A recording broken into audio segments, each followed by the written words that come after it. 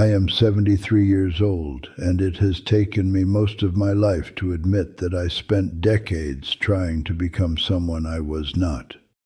I used to think that was discipline or responsibility, or simply what adults did.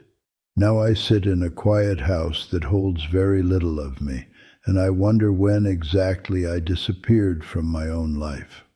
I wake up early these days, not because I need to, but because sleep has grown shallow and unreliable. The mornings are the hardest. The house feels larger than it is. Every sound echoes: kettle boiling, chair scraping, the slow creak of the hallway floor I've walked across for 30 years. I pour tea for one. I used to pour two, even after my wife stopped drinking it, just out of habit. I stopped that last year. It felt dishonest somehow, like pretending someone was still waiting for me at the table. Time moves differently when you know you have less of it ahead than behind. You start counting things you never noticed before. How many winters your hands can still manage the cold. How many birthdays you might quietly pass through. I don't tell anyone these thoughts. People grow uncomfortable when you speak plainly about endings.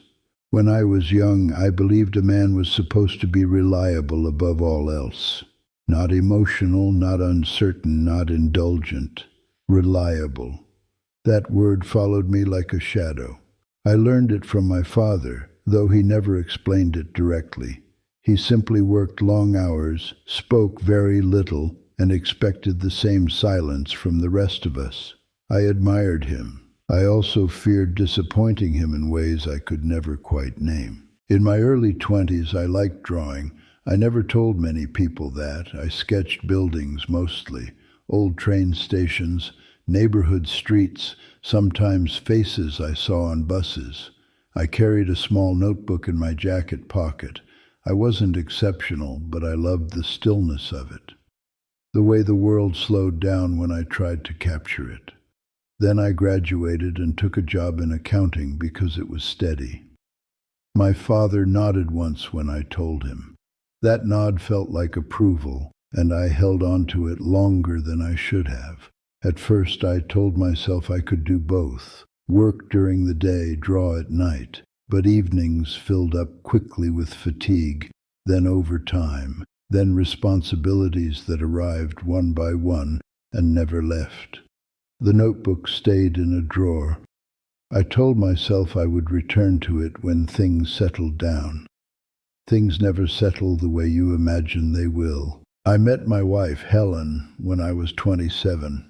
She laughed easily, which was something I struggled to understand but deeply admired.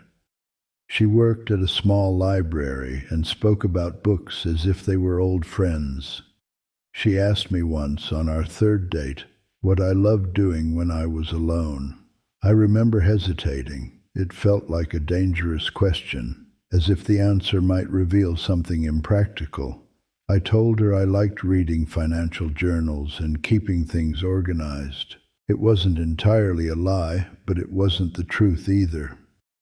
I watched her expression settle into something polite and accepting.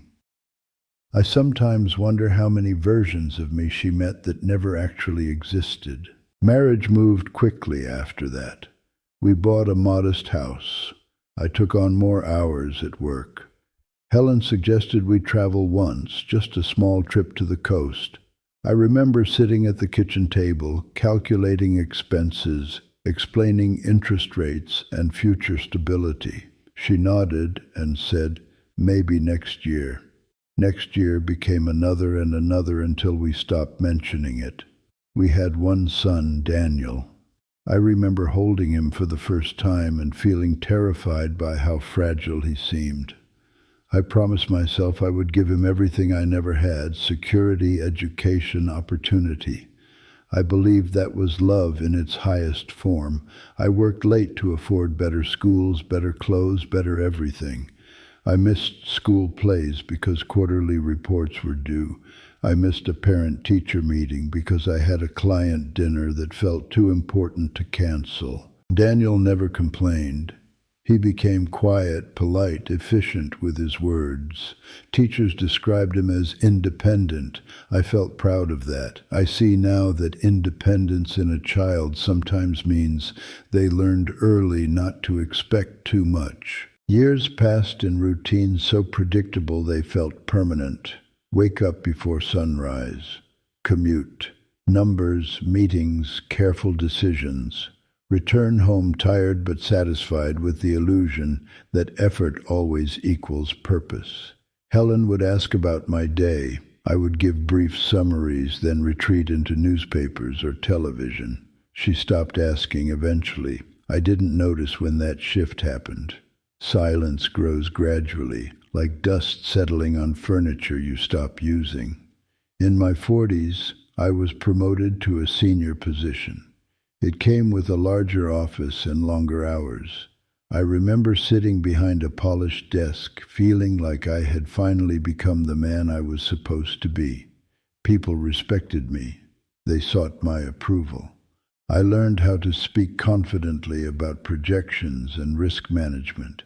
I learned how to nod thoughtfully while ignoring the small voice inside me, asking why none of this felt like home. Helen started spending more evenings at the library, volunteering for events, organizing reading groups. She seemed lighter there, surrounded by conversation and color.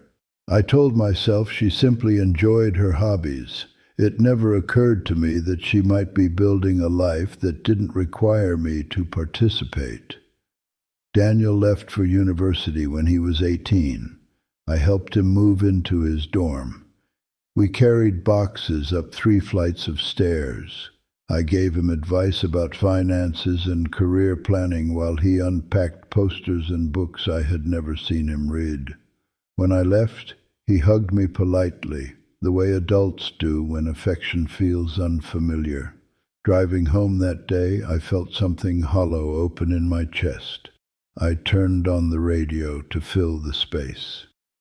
I never spoke to anyone about that feeling. I assumed it was normal. Helen and I grew older side by side, but rarely toward each other. We shared meals, bills, responsibilities. Once during dinner, she asked if I was happy. The question caught me off guard. I said, "Of course. We've built a good life." She nodded, but her eyes drifted toward the window.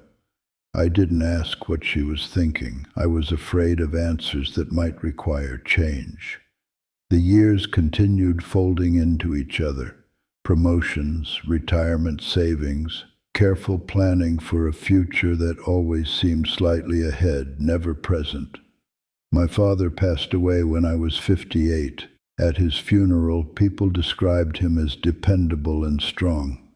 I realized those were the only words anyone used.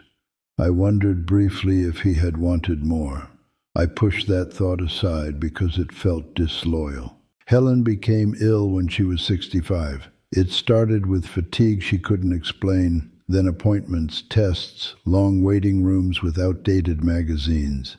I attended every medical consultation with the same methodical attention I gave to financial reviews. I took notes. I asked precise questions. I researched treatment options late into the night. I believed efficiency was the best form of care I could provide.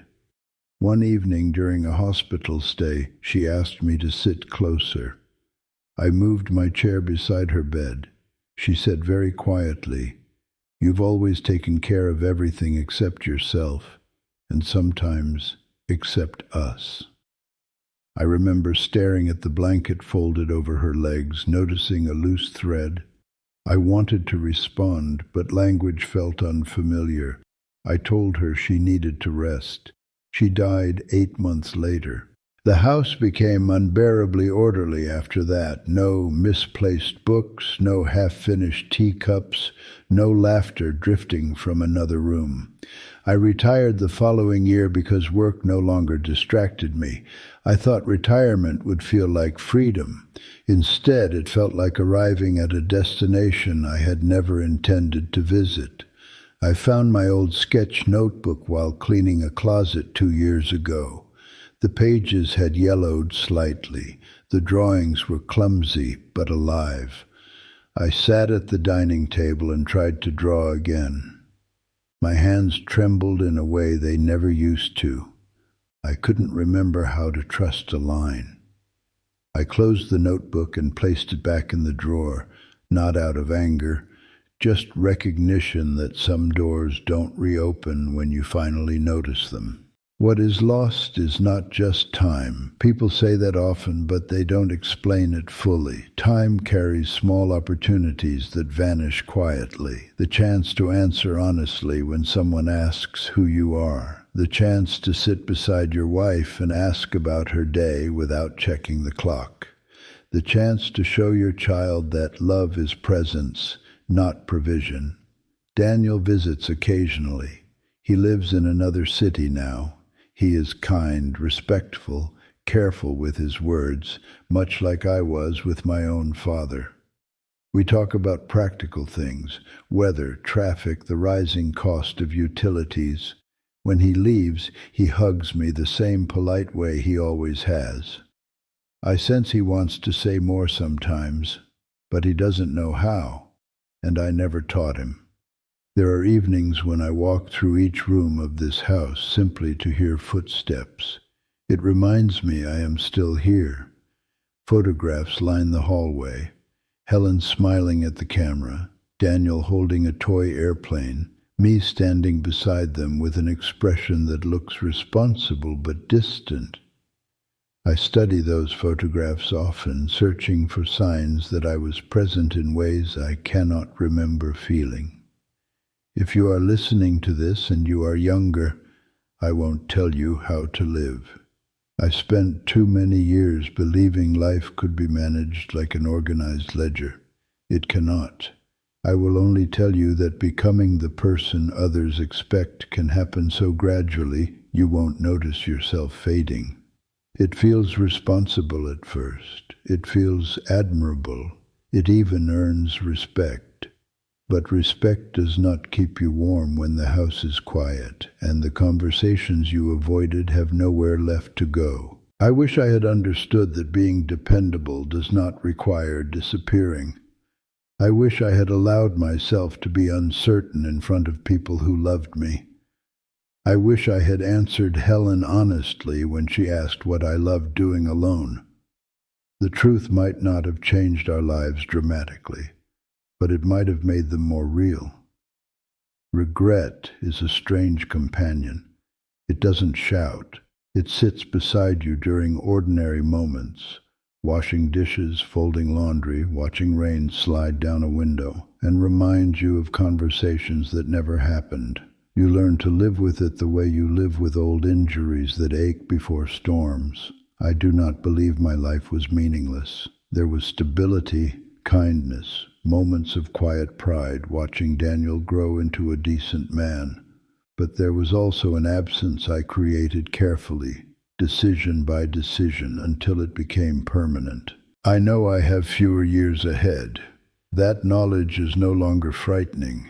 It is simply clear. I spend afternoons sitting near the window where Helen used to read. Sometimes I imagine telling her about my day, even though there is little to report. I imagine telling her I found the notebook again. I imagine apologizing for the version of myself I insisted on being. The light changes earlier in the evenings now.